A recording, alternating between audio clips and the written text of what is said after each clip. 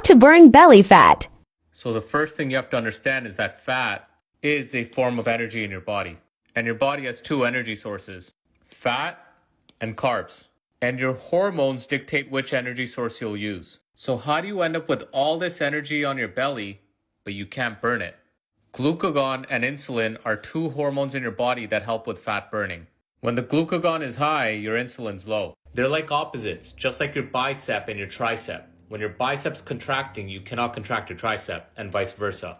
So when this is high and this is low, you're burning fat. And when your glucagon's low and your insulin's high, you're burning carbs. So now let's say you finished dinner and your insulin levels went up.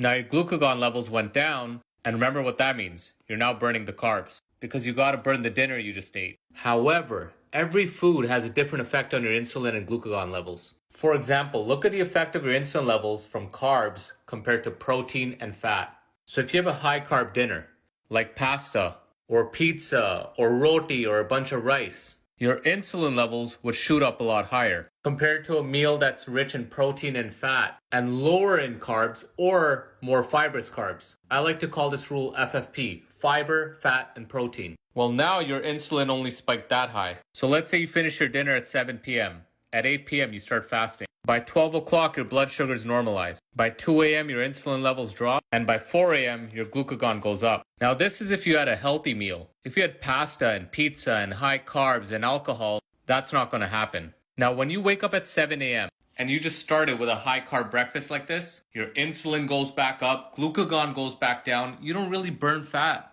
And the hunger kicks in, you crave more food, and you end up eating even more calories. Now, if you just fast around 11 to 12, you got an extra 4 to 5 hours of fat burning. And if you control the dinner where it's FFP, your insulin levels will come down faster and your glucagon levels will go up faster. And the more fibrous your carbs, the lower the insulin spike. Now, if you follow the FFP rule with every meal, well, now you become a fat burning machine. You're not hungry, your cravings are gone, mentally you're not crashing, and you can do all of this without counting calories. And you could probably maintain a calorie deficit because you're not hungry.